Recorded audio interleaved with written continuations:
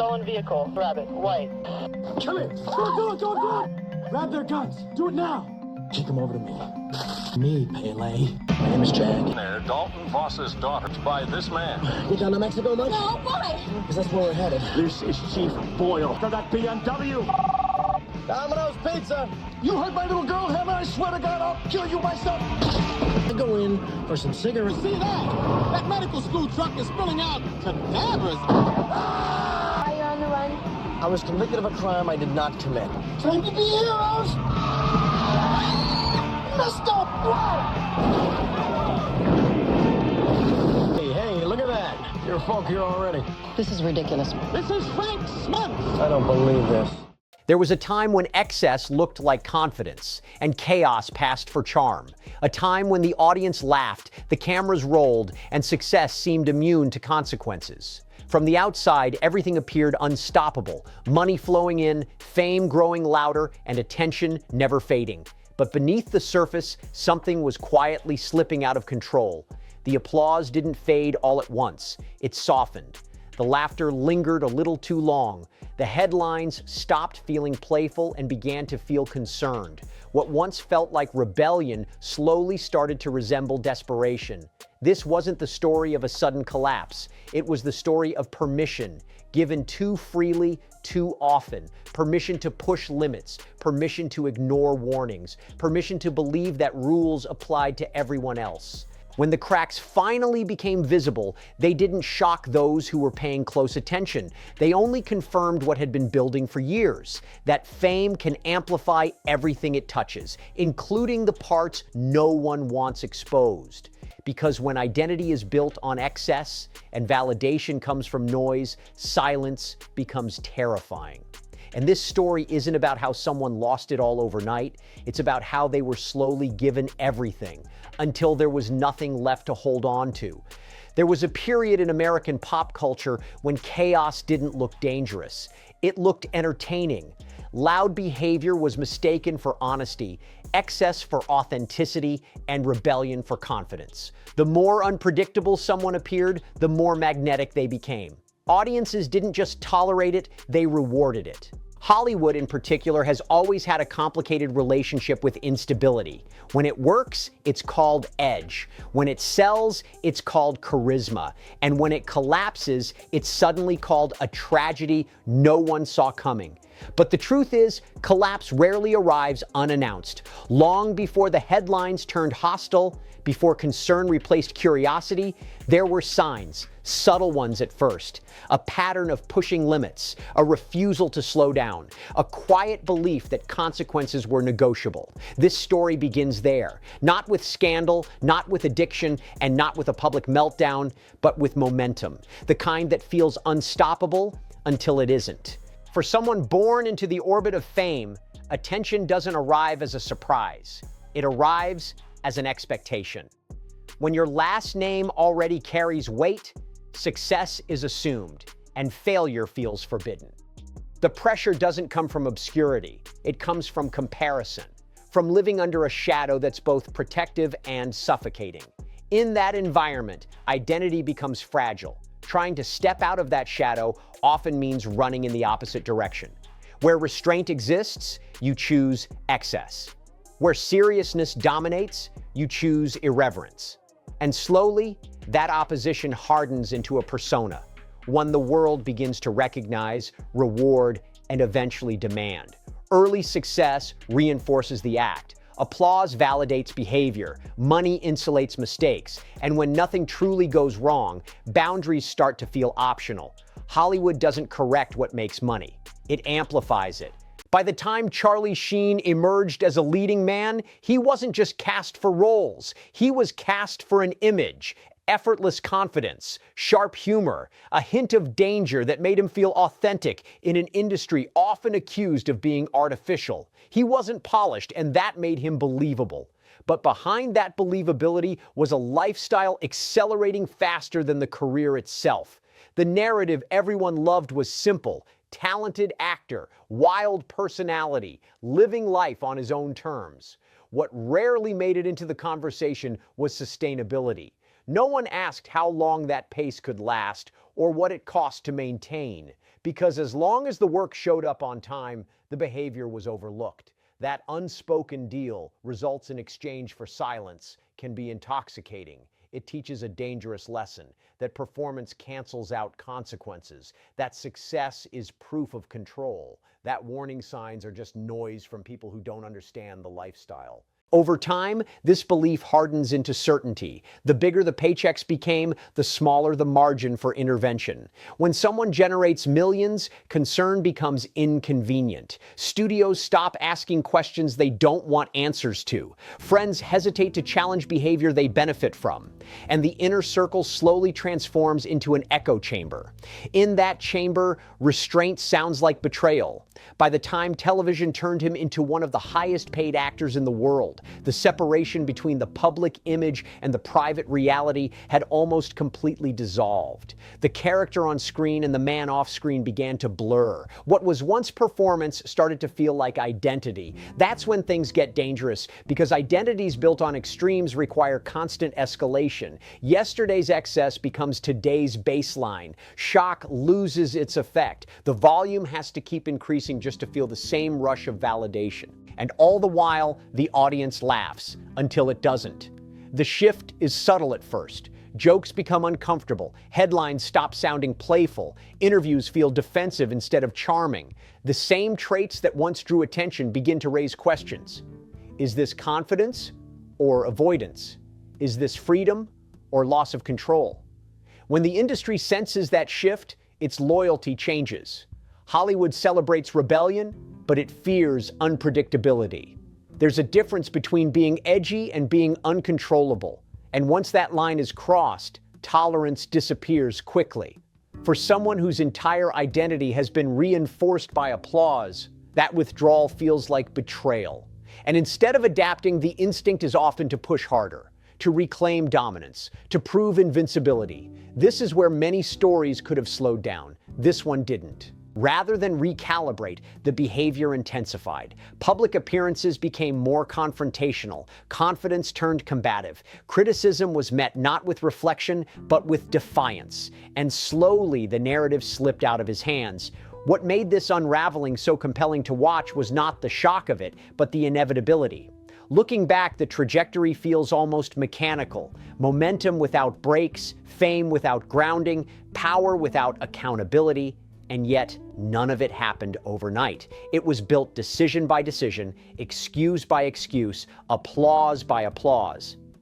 By the time the world started using words like collapse and meltdown, the internal damage had already been done. The public just hadn't been invited to see it yet.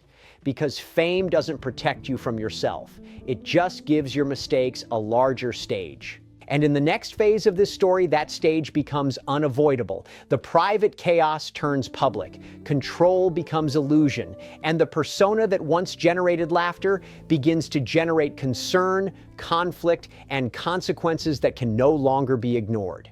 The rise was loud. What comes next is louder. The moment the balance tipped, it didn't announce itself with a single headline or a dramatic confrontation. It arrived quietly, disguised as confidence. What looked like fearlessness was, in reality, a growing refusal to be questioned. What sounded like honesty was often deflection, and what many mistook for control was closer to denial. When someone has spent years being rewarded for excess, restraint feels unnatural. Slowing down feels like surrender, and any attempt from the outside to intervene is interpreted not as concern, but as an attack on identity itself. That's how the tension began to rise. Work, which had once provided structure, started to feel like an obstacle.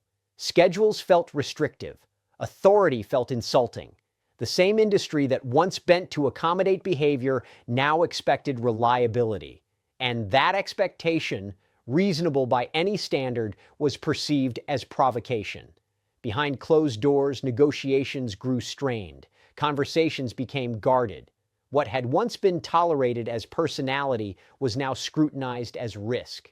Every delay, every absence, every outburst chipped away at the illusion that everything was still under control.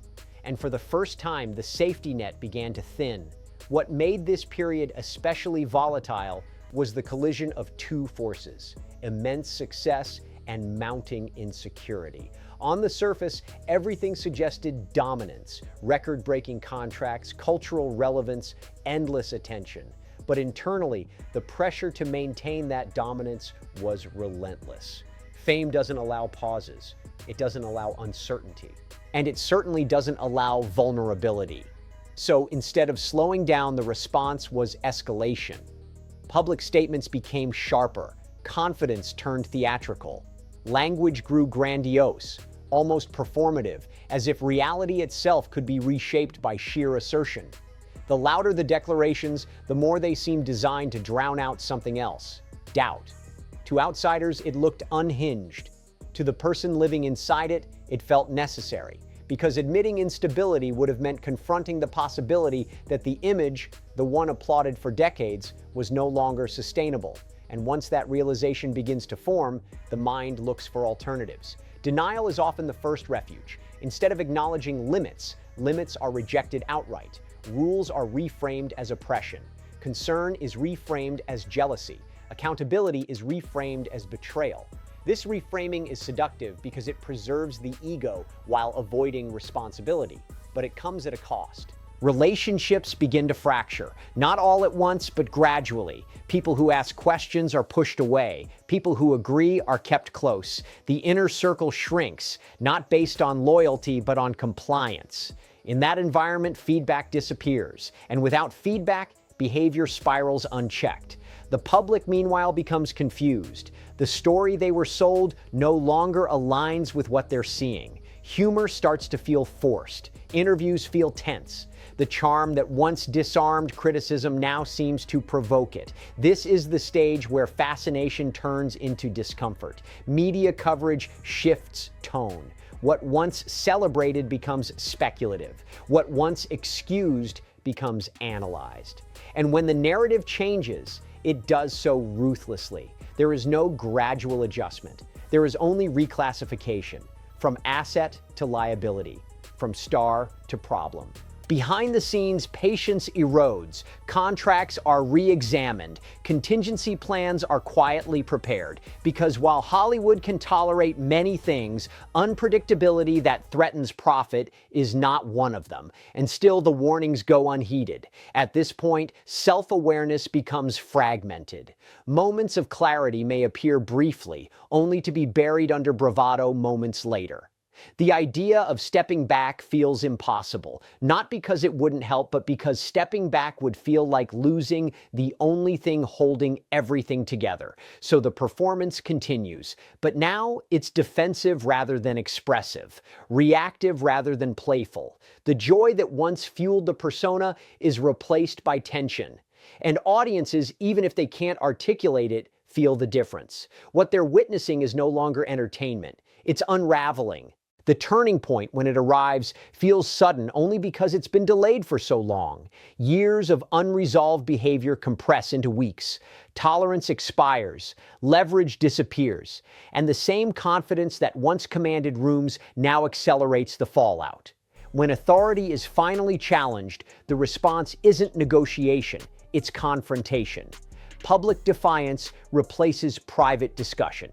Boundaries are tested openly, and once lines are crossed in front of cameras, there is no quiet way back. The fallout is swift. Partnerships dissolve, support evaporates, and the machine that once protected now distances itself. Because Hollywood doesn't destroy people, it withdraws from them. And that withdrawal is often more devastating than open conflict. Suddenly, the noise that once validated begins to judge. The spotlight that once elevated now exposes. And the persona that once felt empowering becomes a cage, because there's nowhere left to retreat without admitting defeat. This is where identity collapses, not because fame disappears overnight, but because its meaning changes. Attention no longer feels like admiration. It feels like surveillance. Every word becomes evidence. Every action becomes interpretation. And for someone who built their sense of self on visibility, invisibility becomes terrifying. What follows is not recovery, but freefall. Attempts to regain control only deepen the chaos. Declarations grow more extreme, appearances more erratic, and what might have once been handled privately becomes public spectacle. The audience watches, not because they want to see someone fail, but because they can't look away from a transformation so complete. From dominance to defensiveness, from confidence to compulsion. And the most unsettling part is this: at no point does it feel entirely accidental. Every step feels like the logical outcome of a system that rewarded excess, discouraged restraint, and equated attention with worth. By the time the consequences fully arrive, the question is no longer what happened, it's could this have ended any other way? In the next phase, the fallout deepens, the noise peaks, the persona fractures completely, and what remains is not the character the world knew, but the cost of becoming it. As the noise reached its peak, the damage was no longer theoretical, it was measurable. Careers don't usually end in explosions. They end in decisions made quietly, behind closed doors, when risk outweighs reward. And once that calculation is made, no amount of defiance can reverse it. The public saw conflict. What they didn't see was exhaustion. Exhaustion from crews who no longer knew which version would show up. Exhaustion from executives forced to plan around unpredictability. Exhaustion from an environment where every day felt like a gamble rather than a collaboration. When the separation finally happened, it was framed as drama. But in reality, it was inevitability. The system that had once bent to accommodate excess had reached its limit. Not out of moral judgment, but out of self-preservation, and suddenly, the insulation was gone.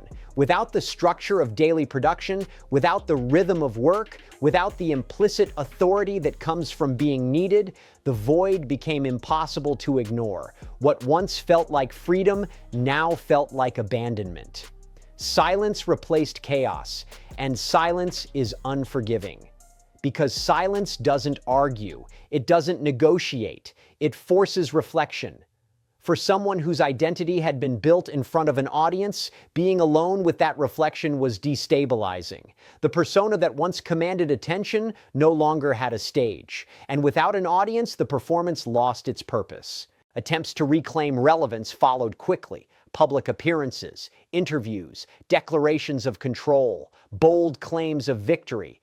The language was triumphant, but the context was fragile. Confidence, when it needs to be announced repeatedly, is often trying to convince its owner, and the world could feel that difference. What once felt dangerous in an exciting way now felt uncomfortable, not because people wanted to see failure, but because the spectacle had lost its humanity. It stopped being entertaining and started feeling intrusive. This is the point where fascination turns to fatigue. Audiences move on faster than personalities do. Attention is fickle, and when it senses repetition without evolution, it shifts elsewhere. The spotlight doesn't dim gradually, it swivels, and when it does, the person left behind is forced to confront a version of themselves no longer buffered by applause. The hardest part of falling from prominence isn't the loss of money or status, it's the loss of narrative control.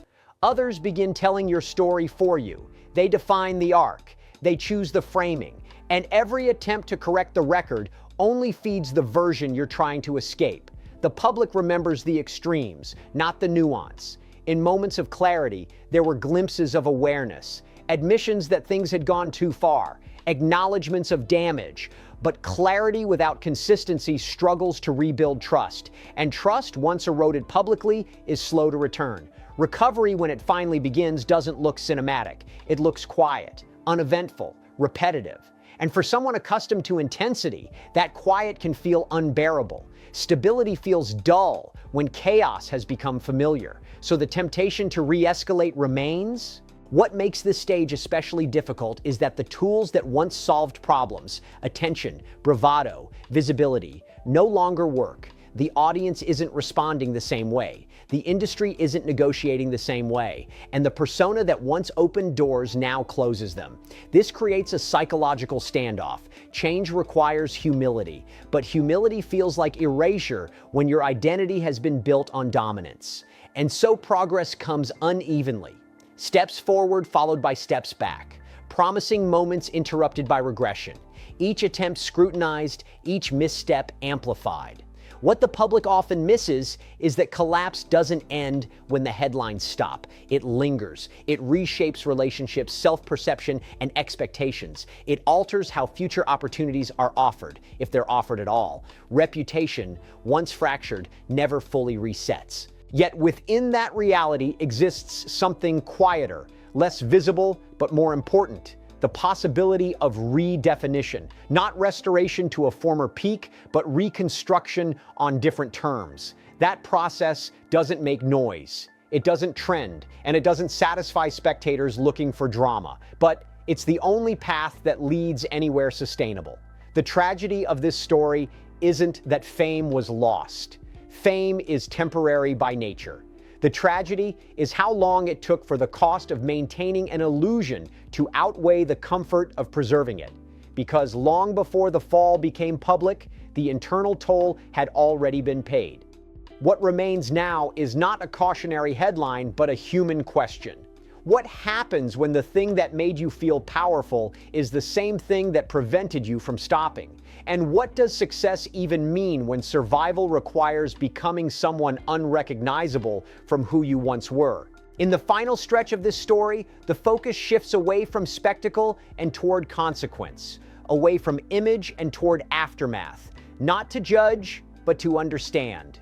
Because stories like this aren't warnings about fame itself.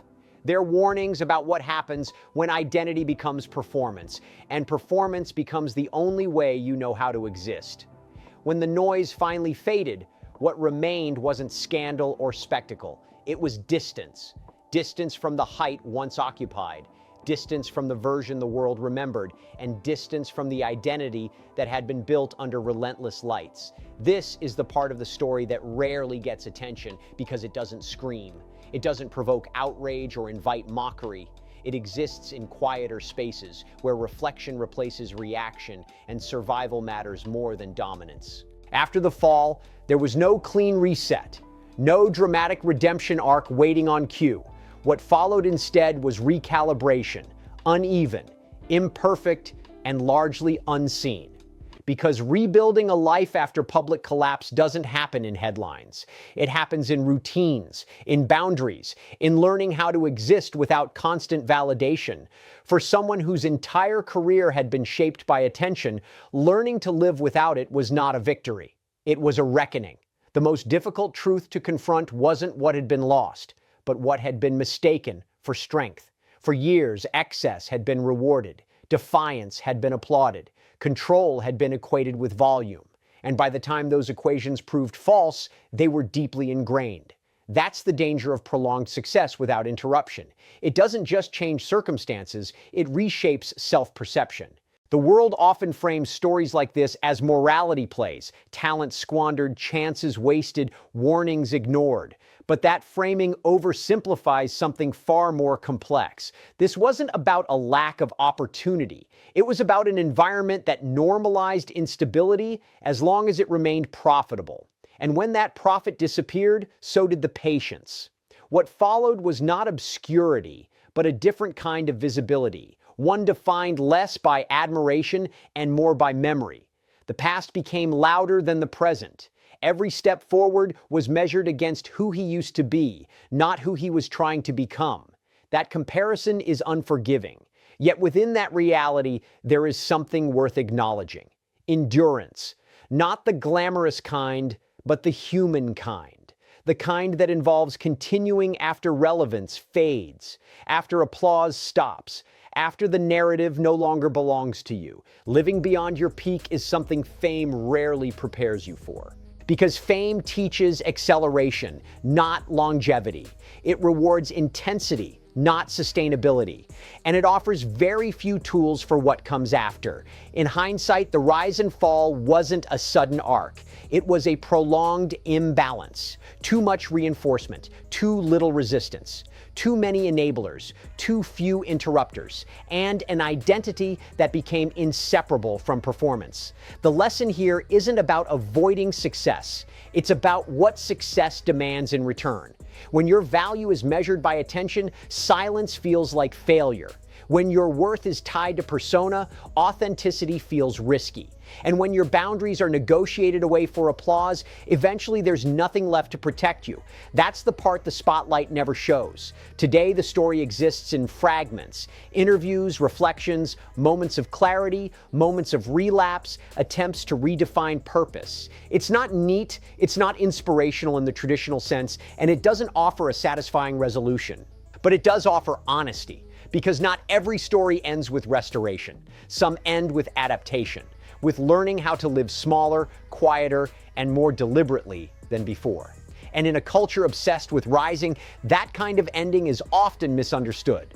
The untold truth isn't just about excess or downfall, it's about how easily identity can be outsourced to applause, and how painful it is to take it back. So when people ask what really happened, the answer isn't found in a single incident or headline. It's found in a system that rewarded imbalance until imbalance became unsustainable. Fame didn't destroy this life. It simply removed the margin for error. And what remains is not a cautionary joke or a forgotten celebrity, but a reminder that without boundaries, even success can become corrosive. Not because it arrives, but because it never asks when you're ready to stop. If this story made you see fame, success, or identity differently, stay with the channel. Here, we don't just revisit headlines, we examine the psychology behind them, the systems that shape behavior, the moments that quietly determine outcomes long before the world notices. Subscribe for deeper stories about power, pressure, and the hidden cost of living in the spotlight. And if there's another public figure whose story deserves this level of honesty, let us know in the comments. Because the most important stories aren't the loudest ones, they're the ones that explain why.